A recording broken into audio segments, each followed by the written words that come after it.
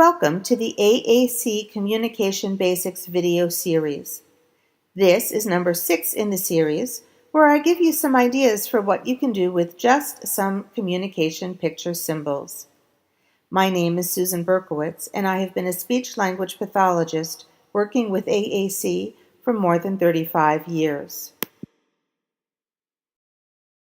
There are a lot of things you can do with some picture communication symbols with your student or child, even if all you have are a few pictures and not a lot of know-how to put together a complete AAC system.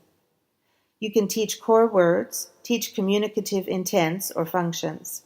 You can provide a way for the child to participate in activities, and you can provide visual cues that help him to process directions, complete tasks, find things, and more. Teaching core words with just a handful of pictures is easy. You can use them one at a time, or you can make a simple core word communication board. There are some helpful resources on the internet for teaching core words and integrating them into everyday activities or intervention sessions. You can also teach communicative purposes with a handful of picture symbols. If you take a look at the list of intents and words that go with them, you will see the overlap with core words. They are all core words. But now, instead of teaching a word at a time, you're teaching the type of message that the child wants to say.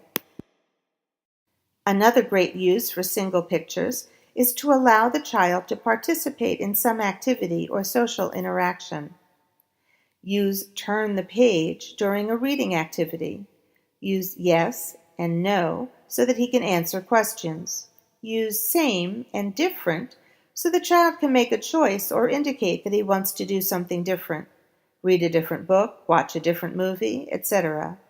Have a small sample of descriptive words and use them to teach describing, comparing, contrasting, and defining.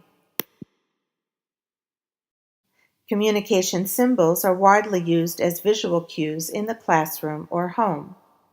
Use them in visual schedules, to sequence the steps of a task or the sequence of actions in a story or event. Use them for transition cue cards or contingency cue cards in behavioral programs. And use them as a reminder to use other pictures in place of undesired behaviors. So, now you know what you can do with just a few picture symbols by themselves. You can teach core words and communicative intents. You can provide them as participation words, and you can use them for a variety of purposes that require visual cues to reduce the processing load, reduce the verbal nagging we often do. You can find more useful information and some free resources on my blog. Visit my Teachers Pay Teacher store for a variety of free and paid resources for AAC. And visit the Language Learning Apps website for information about my apps, Question It, and Sound Swaps.